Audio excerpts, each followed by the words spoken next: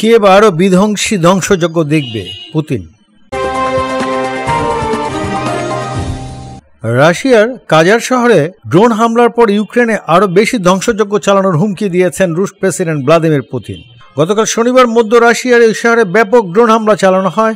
এরপর আজ রোববার প্রতিশোধের হুঁশিয়ারি দিলেন পুতিন। টেলিভিশন সম্প্রচার করা একটি সরকারি বৈঠকে পুতিন বলেন, যারা যেভাবেই রাশিয়াকে ধ্বংস করার চেষ্টা করুক না কেন, তারা আরও বহুগুণ বেশি ধ্বংসযজ্ঞের মুখে পড়বে এবং আমাদের দেশে যা করার চেষ্টা করেছে তার জন্য অনুতাপ করবে। শনিবারের ড্রোন হামলাটি চালানো হয় কাজানের একটি অভিজাত আবাসিক এলাকায়। রুশ সামাজিক যোগাযোগ মাধ্যমে প্রকাশিত ভিডিওতে দেখা গেছে একটি বহুতল ভবনে আঘাত হানে বেশ কয়েকটি ড্রোন। এরপর সেখানে আগুনের বড় কুণ্ডুলি দেখা যায়, তবে ওই হামলায় কেউ নিহত হয়েছেন কিনা তা জানা যায়নি। কাজান শহরের দূরত্ব রাশিয়া ইউক্রেন যুদ্ধক্ষেত্র থেকে 1000 কিলোমিটার দূরে। প্রায় 3 বছর ধরে চলছে এই যুদ্ধ।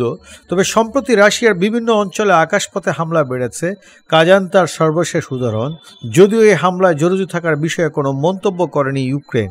এর আগে রাশিয়ার ভূখণ্ডে ইউক্রেনের হামলার জবাবে দেশটির রাজধানী কিয়েভে হাইপারসনিক ক্ষেপণাস্ত্র ছোড়ার হুমকি দিয়েছিলেন পুতিন।